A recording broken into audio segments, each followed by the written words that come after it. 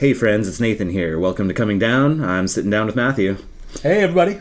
So, we're back doing intros right before the episode comes out. And we're live! Yep. And the reason for that is because I just got married. Congratulations, Nathan. Why, thank you. Yeah. That was crazy. Oh my god, right? How long after your wedding should you still be hungover? Well, if my current biology is any indication, then it is a minimum of 2 to 3 days. Yeah, that sounds about right. That was a party for the ages. Good lord. Halloween wedding is the best. Yeah, for those who weren't there, for the listener at home, we had dual officiants in drag as Cher and Dolly Parton. My dear friend right here, Matthew, was Dolly Parton. Guilty as charged. Yeah, it was fantastic. Everyone turned out dressed to the nines. Oh my god. Full-on costumes everywhere. I mean, I had a feeling that people were going to kind of go for it, but I was not prepared for how good virtually all of those costumes were. Yeah, people really brought it. So that was super cool. It was a wedding for the history books, for sure. Damn straight. Even the staff were like, wow. we were bummed that we had to work a wedding, but we got to do the best thing at Edgefield tonight. Yep. So anyhow, that happened, and now we're kind of back into the normal swing of things. I guess it's worth mentioning we'll probably have a couple hiccups as we enter the holiday season, but you can probably expect, episodes will still be coming out regularly. Oh, so. Absolutely. We do need to do a shout out for our new patron. That's Amy Maruyama. Thank you so much. You're like our maximum bidder right now. So, yeah, seriously, $5 patron. That's so generous and so cool. That gets us just under covering our hosting cost as it stands right now. So yeah, we're already almost breaking even money wise on this, which is just so cool. I can't even express my gratitude. Hell yeah, we're definitely going to be revising our Patreon with some goals and hopefully at least one more tier. So stay tuned for that. Absolutely. Yeah, if there's any swag anyone wants, we've tossed around some ideas of various apparel or coasters, but if there's anything anyone wants, we'll figure out a way to make it for sure. Yeah. So this episode is kind of the part 2 to our Halloween Spooktacular. Indeed. It kind of fits the theme. This is coming out the day after Halloween. And this one involves some occult ritual and some pretty creepy stuff. And yeah, it's also just a fun one. Hell yeah.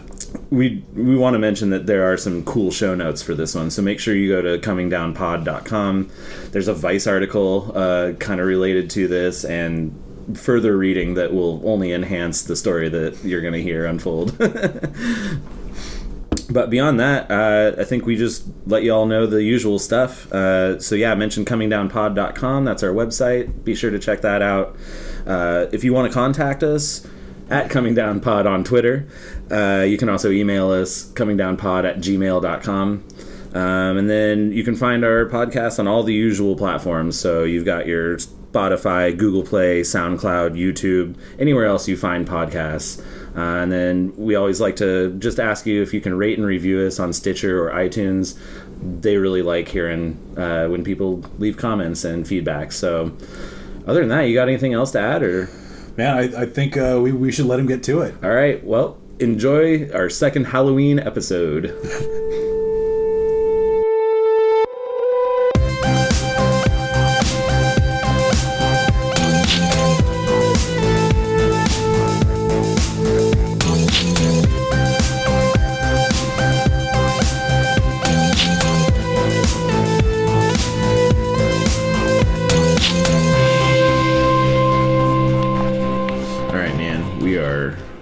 Cooking. All right. Let's do the as usual sound test. Go ahead and talk and me. Yeah, I think all right. That's where I want Cool. Scooch it back a little bit. Lips, teeth, and tongue, watermelon motherfucker. Sibilance. All right, Nailed man. it. Cool, man. All right. What do you got for us? Set the stage. Take us there. Oh, I thought you were going first. Oh yeah, I'm going first. Yeah. Never mind. Fuck, I'll set the stage. It freaked me out for a second. I'm like, wait, what? I didn't even actually decide. Okay. All right, the year is 2005. I'm living in Fort Collins. I'm working at the club that I worked at called Club Static, and I was the booker. So I booked all the shows there, and at this point in time, I was also bartending and had another guy doing sound for me. And so this, right around that time, was kind of the screamo revolution. So, and especially in a small suburban town, that's all there was, was screamo bands. And and so anyway, so bring it forward, but we kind of knew, or we kind of had a reputation that we booked some touring acts, and it was kind of the weirdo club. It was like the gay club on Fridays, but then they had a goth night on Sundays, and then we had like a martini lounge night on Wednesdays, and then I got Mondays and Tuesdays to do with whatever I wanted, so rock and roll or punk. Typically it was screamo though, because that's all I could book, and that's who came out and paid for drinks. So wow. Yeah, it wasn't super enjoyable, but anyhow, so this guy hits me up under the name The Red King, and turns out maybe I should tell the story first. No, fuck it. I did a little research on him today, knowing I was going to tell this story. Turns out he passed away 2 years ago. Oh shit. But he was actually from Portland, and yeah, there's a Vice article on him. I guess I'll put all this stuff in the show links. So he had done a couple albums under the Red King. Then he moved to Cambodia and started making absinthe. And there's a Vice article about this crazy night that he had where he was feeding everyone this absinthe that he made, and then it turned into a giant orgy, and Cambodia is really conservative, and then a bunch of people were like worried that like since they had got all debaucherous that like all these curses were going to befall everyone, and then anyway, we it's need to super get some crazy. of that absinthe, man. Damn. Yeah, so it's super crazy, but there's actually kind of a lot of articles on him. He's kind of a crazy guy. His name's Johan something, and I'm forgetting his name, but the Red King. Anyhow. Wow, all right. So he emails me, says I'm coming through on tour. I'd like to book a show. I was like, cool, booked it, and then was trying to find some bands to play with him, and it was just kind of one of those perfect storms where none of the bands I was trying to find bands that would match his style, because it was sort of this electronic industrial sort of thing, and there weren't a ton of industrial bands or goth bands in the town, so I was just trying to find like a good metal band or something to pair with him. Couldn't find anyone, even my like pocket bands, that were just my homies that would come play for any reason, like couldn't do it this night. So I emailed him a couple weeks prior and was like, look, I can't get any additional support, but if you still want to come play, I'll put out the flyers, I'll do all the social media, I'll try and get some people down. And he was like, yeah, that's fine, I understand, it's a Monday night or whatever. And so so he shows up, and and so it's just him, it's just the Red King. I have no support for him. He shows up, and obviously there's nobody in the club. Gets to be about 9:30, 10. There's nobody in the club. Oh god. And he's hanging out. We're just like drinking and talking. He's hanging out, and he's like, yeah, man, like, is anyone coming down? And I was like, look, dude, I did all the work, but it's Monday in like an off season, and I couldn't get any local support, and maybe I got a few friends coming down, but no promises. Right. So he was kind of like being weird about it, and I was just like, look, man, I'm really sorry. And he's like, that's fine, dude, I'll get set up and everything. So he goes and he kind of like wheels out these tables, and he's got like sheets over them and stuff. So he's got this elaborate stage set up, and then he sets up kind of all this other stuff that I wasn't really paying attention to. And then he's like, okay, I'm going to go get dressed and then come out and do this. And again, there's still 0 people in the club. I think maybe there's 1 or 2 stray folks that had wandered in, perhaps friends of mine. Actually, not friends of mine, because no one else experienced this except for me and the girl who was working the door with me. Oh, God. So the weirdest thing, though, right around 10:30, so late for a Monday.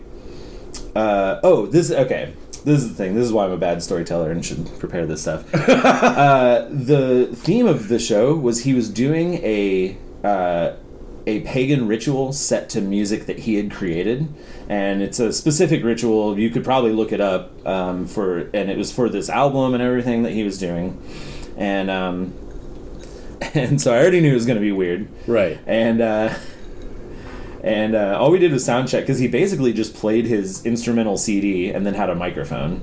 So it's like, all right, this is easy. There's no instruments or anything. And so he's like, okay, so he's back in the green room, quote unquote green room at this ghetto club, getting dressed or whatever. And then all of a sudden, like, around 30 to 40 people show up. All at once? All at once. And they're all from Denver. And they're all crazy, like, pagan kids. And they all have face paint on and masks and pentagrams on their shirts. And they're all decked out, like, dressed up, like, dreadlocked, weird Satanist pagan kids. And, yeah, with, like, skull face paint and skull masks and bone wands and all this, like, weird shit, right? Now, were you flyering in Denver? Like, were you promoting there? No, not at all. So these were kids who followed him on the internet and knew that he was coming. What the shit? Because he was also a hippie and presumably had gone to, like, rainbow gatherings and presumably had gone to, like, Burning Man. I'm sure he was a burner and all that stuff. So he probably had a network of crazy pagan hippies all over the country. So he put the word out. The Denver contingent arrived. They all showed up. It was crazy. So suddenly he's got a pretty good crowd. And they show up late and they're drinking like fish. I mean, I actually made like $100 in tips that night because everyone rolls in and they're just ordering they're just like lining up shots of whiskey and beers, and I'm just serving away, and they're, you know, just getting hammered. Wow. Then all of a sudden, he comes walking out of the back, and he's fully decked out in like the craziest costume with like cloaks, and he's got face paint on and like this crazy hat that like shielded his face, and he's got this staff. Yeah, he's got this giant staff. And at the top of it, he's got a bunch of sage jammed into it, and it's flaming, and it's just like burning, and so there's sage smoke is just filling the club. Now this is 4 years after the Great White thing. Oh God, right. And like when they burned down and the fire club. codes completely changed across the country. So we even got in trouble one year for having a jack-o'-lantern on the bar. So just a jack-o'-lantern with a candle in it, because you can't have open flame in a bar unless you're coded for it, and we were not. And so already he's got a smoldering staff full of herbs and sage and whatnot burning. I'm just like, okay, we're gonna let this ride. And he comes out and the music starts and he slowly makes his way out to the dance floor, which he didn't even set up on the stage, he just set up out on the dance floor, pulls the sheets down, and he's got these tables are just full of like mad scientist sort of accoutrement, like beakers and vials all full of weird liquids and just all this other strange stuff, like weird almost like Tesla coil looking stuff, but he didn't have any electric things running, just a bunch of strange, bunch of props, bunch of culty shit is what it looked like. Yeah, you just like wandered into like a warlock's workshop or something. And nice. He then proceeds to drag out a giant metal fire pit, for lack of a better word, into the center of the dance floor, fills it with wood or whatever, and lights that shit on fire. The man built a campfire in the club. Oh yeah, totally. And then proceeds to walk around and spreads a circle of dirt around the fire that he built. Perfectly reasonable. Well, right, pagan ritual, right? Yeah. I'm starting to freak out a little bit. Like you do. And so I call my door girl over and I was like, hey, I'm going to let this ride, but lock the front door and stand by it.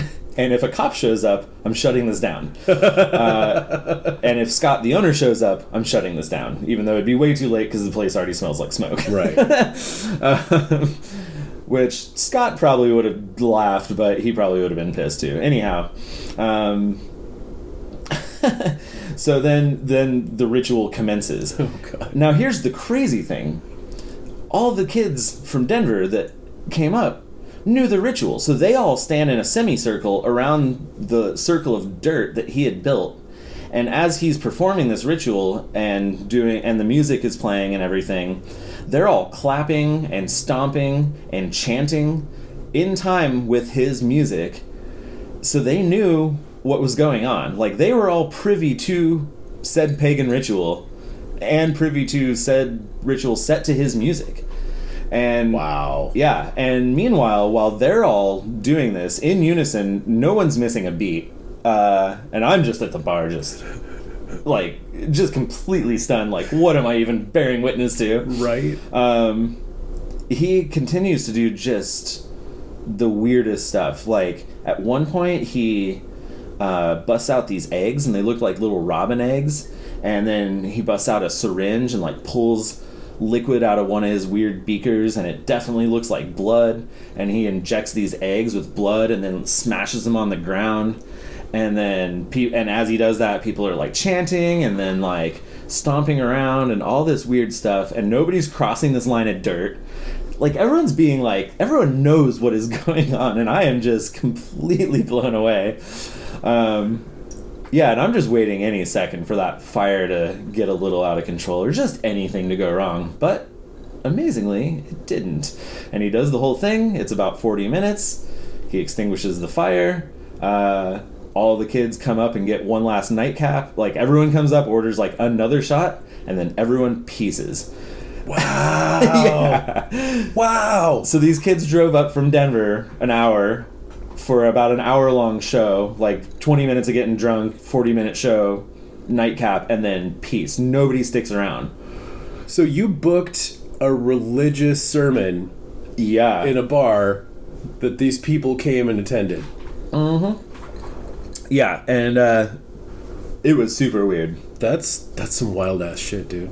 Yeah. Holy fuck. And then, yeah, he packs up all his stuff, and I gave him 100% of the door. I was like, well, you brought all these people, and, like, cleared his bar tab, and was like, all right, man, like, sorry I couldn't get more people out. And he's like, yeah, it worked out. It's like, yeah. And you didn't, and he was playing coy the whole time. Like, I think he knew. He fucking knew. Yeah, he did. And he's just like, oh, where's all the people and stuff? But it's like, oh, you just want a bunch of squares to freak out, dude. Like, or not even squares, but people who, like, were not ready for a pagan ritual, right. like, in full regalia. It was, oh, man. So it was so crazy. And then, so he packs up all his stuff, he pieces out, and then, yeah, it's just me and Kira, and we're just like, what the fuck just happened, dude? I mean, yeah. Did he, like, clean up all the dirt and, like, egg yolk and shit? No. What an And asshole. that's why I know that he probably injected those eggs with blood, because there was shells and what looked like blood on the dance floor, and so we had to sweep up all the dirt and ashes and then mop the fucking blood up and shit. Yeah, totally. Fuck. Yeah, it was fucking bonkers, man. Well, it's too bad he didn't, like, do a summoning or something, because that would have been cool. Me being the just the totally ignorant person to this sort of world, like, I definitely did not know what to expect, especially once open flames were already going on, and then the chanting was going on. I mean, I was pretty, like, freaked out. I was equally parts like, I'm so happy I'm bearing witness to this, and just like, my God, I'm gonna lose my job tonight. Like, this is it. Right. This is the end of my job. This is the end of this club. Like, it's over. Everything's fucking over now, dude. Like, but like, I couldn't stop it. I was like, I'm letting this ride. This is too fucking cool and too weird to say no to. Right? What do? Run up and be like, oh no, dog, like, we can't have these open flames. Like, no, man, like, fucking let's let this happen, man. Let's see where this goes. And it ended up being, like, just totally cool and totally bizarre, and definitely something I'm unlike to ever witness again, because I don't seek that sort of stuff out. But right? Yeah, but who knew that there's this, like, weird contingent of, pagan Satanist kids in Denver who were into that shit, who were all willing to drive and show up to this thing, and he had mapped this whole thing out. And that's the thing, too, like, again, I don't know, but I'm guessing his album was set to the ritual, like, pretty accurately, like, again, because everyone knew all the moves, so, yeah. That's a trip, man. Oh, Yeah. my God. Like, 30 kids show up out of nowhere in face paint. Yeah. Like, ready to drink, and then they just all know the words. Well, yeah, and, like, not, like, Juggalo face paint. Like, they looked freaky, man. They looked like extras out of, like, a Rob Zombie movie, Like, out of fucking some Devil's Rejects or shit. Like, corpse fucking like, paint. torn up sweaters and shit. Yeah. Like, they just crawled out of their weird murder house and stuff. Like, it was so bizarre, man. But they were all super friendly, tipped really well, and bought a ton of alcohol. So, you know, like, hey man, yeah, fucking more power to them, I guess. and it was all like whiskey. It was just whiskey and beers. No one ordered like a mixed drink or even like a whiskey Coke or something. It was just like shots, hardcore shots and beers. Get up, get in, get out. Fuck it, man. That's wow. Yeah, it was so wild. So yeah, anyhow, there will be I don't have much more to add to that because I just don't know. And for some weird reason I never bothered looking the guy up after the fact. I think I was just too stunned and was like, I'm just gonna let that be the weird thing that happened. But looking it up on the internet today, apparently that dude was pretty well known in some circles. And then there's some interesting articles about him, and there was one Portland, I can't remember, it was a Portland blog that had they republished an article because he had passed away and said we wanted to bump this to the front in light of this and everything. So wow, that's crazy. Yeah. I love that you did some internet research and actually like found some shit about this dude. Like, yeah, well, I had to. I was like, is this guy still doing music and stuff? Like, because I'm going to tell this story, and now, like, I feel obligated to, like, point people towards his shit if you want to, like... Which, yeah, you still can. He had 2 albums out, Under the Red King, and then, I'll have links in the show notes that you can look up and find out about all his crazy excursions. Damn. Yeah. Oh, it's so crazy. Yeah, man. Yeah. Wow. Yeah, just bizarre. Just total weird shit. And yeah, I mean, I guess, like I said, I don't know, I'll probably never see anything like that again, but... Yeah, I mean, dude, you could have gotten the absinthe orgy, but instead you got the pagan ritual, you know? Yeah, I mean, I guess if I had really kept in touch with him, I could have got an invite out to Cambodia for some serious dark times, but, yeah, because I guess in that article, like, some bad luck did befall some of the people. Like, one of the guys out there who owned a ship, it sank, like, 2 days later and all this weird stuff. Whoa. So, and I'm pretty sure he passed away out there under some, like, weird circumstances. So, I have no idea, man. No idea. But, what a character. Yeah, jeez. But it's like, it was crazy, too, because... You can't get away with that shit now, and you really couldn't get away with that shit in 2005. No. And I have no idea how that guy went on tour, and Seriously. he didn't tell me, obviously. Well, you know how he did it is he booked fucking gigs in podunk towns that were close to major urban centers where people could safely get drunk and... Well, safely. Yeah. Get drunk and drive home, you know. Right. Well, and he definitely identified that we were an alternative sort of club. You know, it wasn't your... Well, right. He found the 'Cause we one were outside cool of town, spot too. in the small town. Because there was one of those in Bend, too. Yeah. You know? It was always a different place because they would inevitably, like, go bankrupt. But, like, Yeah. there was always at least one cool fucking bar that had, like, the open mic night and fucking whatever else. When I moved out here and I was investigating places to play around Oregon, there's a place in Eugene that was like a speakeasy. I think they were even called like a something speakeasy. But there's some videos online of people doing weird BDSM stuff on stage, including a video of the owner like tasing this guy on stage. So John I mean, Henry's? No, just kidding. it was not John Henry's. That's an interesting joke. Yeah. Yeah. Anyhow, so like this stuff exists, but it's hard to find. So I mean, kudos to him for identifying us as the place to pull it off. But Jesus, dude, he didn't tell me, man. Like, what if I was some sort of hard ass and like shut his shit down? Well, right. I mean, you could have been some backwards ass redneck who's like that too. Man, fuck your Satanist shit. Get out. You know. Well, and that's the thing with Club Static too. Is since it was kind of so previous to being Club Static, it was strictly the gay club. It was Tornado Club. And before that, it was Nightingales, which was like the lesbian club. So it kind of had a reputation for a long time. And then Club Static still did gay night, you know, like Friday gay disco night. And then Saturdays often were like drag nights and like raver nights and stuff. And just down the road, about 3 miles, was the Sundance, which was the Cowboy Club. Right. And we really had to watch out because the cowboys would get out of the Cowboy Club, drive by Club Static, and then decide to come and make trouble.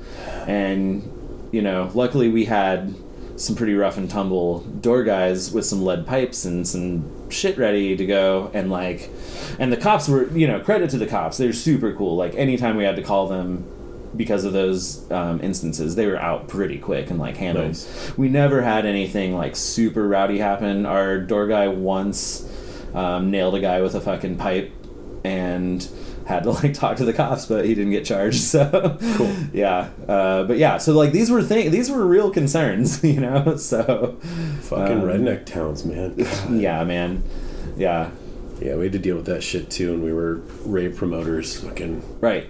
Yeah, Bend is, I imagine, similar to Fort Collins. Like, it's a college town, but there you still have your podunk redneck sort of contingent to deal with. yep, and the fucking white trash tweakers who are trying to figure out if they can rob you. You know. Yep. Yep. Yeah. So anyway, that's the story of the Red King. Exactly, dude. Oh my god. All right, so we're gonna call it there. All right.